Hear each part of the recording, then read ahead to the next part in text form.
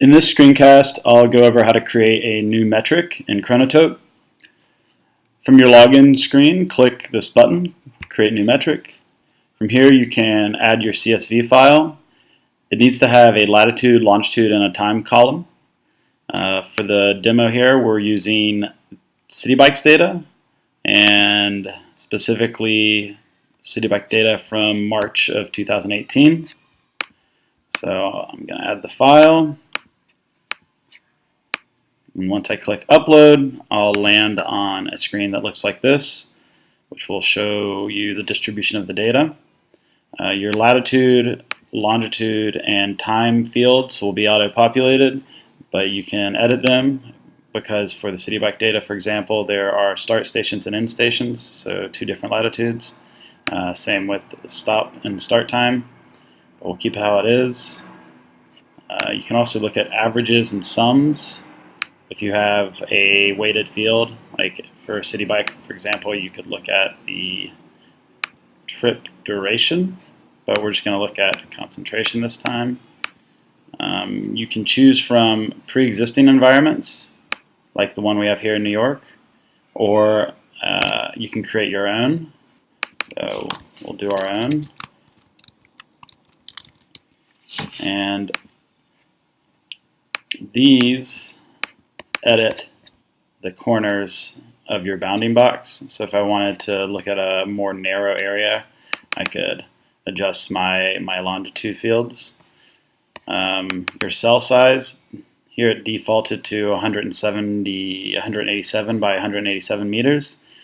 So if you wanted to look at something more fine grain, you could change it to 100 by 100 meters.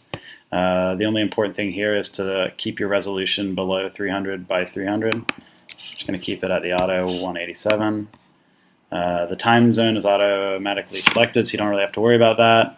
And then the metric slice duration is probably one of the more important selections during the configuration. So if I wanted to look at the seasonal or monthly distribution of city bike data, I would click one of these options, hourly, monthly, yearly.